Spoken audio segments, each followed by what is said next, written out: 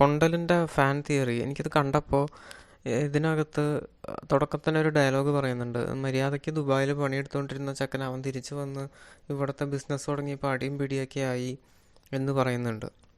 അപ്പോൾ എനിക്ക് തോന്നി ഈ കൊണ്ടലിലെ മെയിൻ ക്യാരക്ടർ ഈ ആൻ്റണി വർഗീസ് അഭിനയിക്കുന്ന ആ ക്യാരക്ടർ, അതിൻ്റെ പേരെന്താണെന്നറിയില്ല,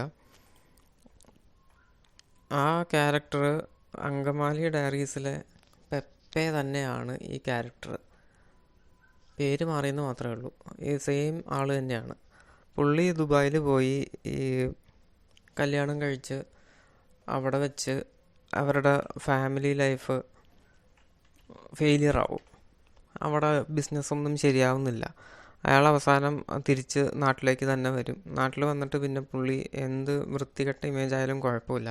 നാട്ടിൽ ആദ്യം നിന്നപ്പോൾ അങ്കമാലി ഡയറീസിൽ അടിയും ഇടിയും കേസായിട്ടൊന്നും നടക്കാൻ അധികം പറ്റില്ല, ജയിലിൽ പോയി കിടക്കാനൊന്നും പറ്റില്ല, ജയിൽ പുള്ളി എന്നുള്ള പേരൊന്നും കേൾക്കാൻ പറ്റില്ല എന്നുള്ള ഇതുകൊണ്ടാണ് പുള്ളി കാശ് കൊടുത്തെല്ലാം ഒതുക്കുന്നത്.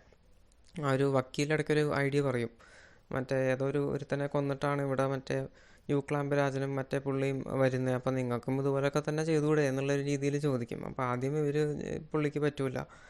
പക്ഷേ ഇപ്പോൾ അവിടെ ദുബായി പോയി കുറേ കഷ്ടപ്പെട്ടൊന്നും ശരിയായില്ല, എല്ലാം പോയി, ഫാമിലി ലൈഫും പോയി, കരിയറും പോയി, പുള്ളി തിരിച്ചു വന്നു. അപ്പോൾ പിന്നെ എന്തെങ്കിലും ആവട്ടെ എന്നുള്ള രീതിയിൽ പുള്ളി നേരെ മീൻ കച്ചവടത്തിന് പോവുകയാണ്. അതിൽ പോയി പിന്നെ അവിടെ അടിയും ഇടിയും വഴക്കും എല്ലാം ഉണ്ടാക്കാൻ പുള്ളി തയ്യാറാണ്. ഇതിൻ്റെ ഇടയ്ക്ക് ഒരു ആക്ട്രസിനെ ഞാൻ ഇതിൽ കണ്ടു എന്ന് തോന്നുന്നു. ആക്ട്രസിൻ്റെ പേരെനിക്കറിയില്ല. ഈ അങ്കമാലി ഡയറീസിൽ പെപ്പയുടെ രണ്ടാമത്തെ ലൈൻ സഖി എന്ന് പറഞ്ഞ്, അതിൻ്റെ പേര് ബിന്നി റിങ്കി ബെഞ്ചമിൻ. ഈ ബിന്നി റിങ്കി ബെഞ്ചമിനെ ഇടയ്ക്ക് വെച്ച് ഈ കൊണ്ടലിൽ ഇങ്ങനെ ജസ്റ്റ് ഒരു സീനിൽ ഇങ്ങനെ കാണുന്നുണ്ടെന്ന് തോന്നുന്നു. എന്തോ ഇവിടെ ഭയങ്കര അടിയും ഇടിയാന്നോ എന്തോ അങ്ങനത്തെ എന്തോ ഒരു ഡയലോഗ് പറയുന്നത്. അപ്പോൾ ഇടയ്ക്ക് വെച്ച് പുള്ളി തിരിച്ച് ഈ ബിന്നി റിങ്കി ബെഞ്ചമിനെ, അതായത് ഈ സഖിയെ പോയി കാണുന്നുണ്ട്. അപ്പോൾ പുള്ളിക്കാരി ആ നേരത്തെ കല്യാണമൊക്കെ കഴിച്ച് വേറെ എന്തൊക്കെയോ ആയി. അപ്പോൾ പുള്ളിക്കാരി ഇങ്ങനെ പറയും ഇവിടെ ഭയങ്കര എന്തൊക്കെയോ ബഹളമാണ്, ഇതാണ്. അപ്പോൾ മൊത്തത്തിൽ ഇത് അങ്കമാലി ഡയറീസിൻ്റെ ഒരു കണ്ടിന്യൂഷൻ ആയിട്ടാണ് എനിക്ക് തോന്നുന്നത്.